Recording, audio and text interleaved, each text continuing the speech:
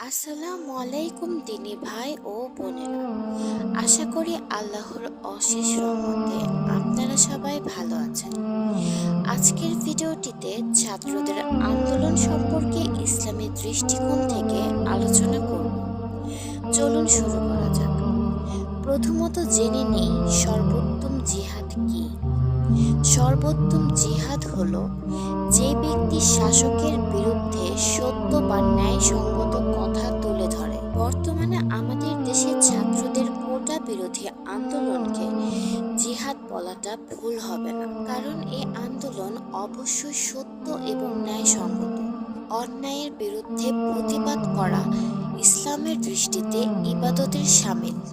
হযরত মুহাম্মদ সাল্লাল্লাহু আলাইহি ওয়াসাল্লাম বলেছেন, সর্বোত্তম জিহাদ ওই ব্যক্তি করে যে অত্যাচারী শাসকের সামনে সত্য কথা বলে। আর ছাত্ররা তাই করেছে। শান্তিপূর্ণভাবে তারা এই অন্যায়ের বিরুদ্ধে আন্দোলন শুরু করে, কিন্তু এর বিপরীতে তাদের উপর চলে সীমাহীন জুলুম ও অত্যাচার। এমনকি অনেকজনকে তাদের প্রাণও উৎসর্গ করতে হয়।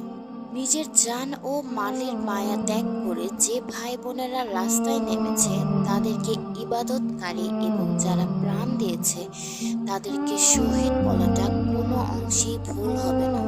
শহীদ এবং মুজাহিদদের উদ্দেশ্য করে আল্লাহ তাআলা পবিত্র কুরআনুল কারিমে বলেন, হে ঈমান আনয়নকারীগণ, আমি কি তোমাদেরকে এমন একটি ব্যবসায়ের সন্ধান দেব যা তোমাদেরকে কঠিন আযাব থেকে মুক্তি দেবে?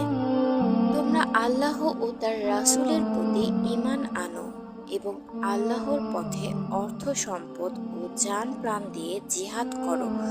এটাই তোমাদের জন্য অতীব কল্যাণকর যদি তোমরা তা জানো। আল্লাহ তোমাদের গুনাহ মাফ করে দেবেন এবং তোমাদেরকে এমন সব বাগানে প্রবেশ করাবেন যার নিচে দিয়ে ঝর্ণাধারা প্রবাহিত হয়।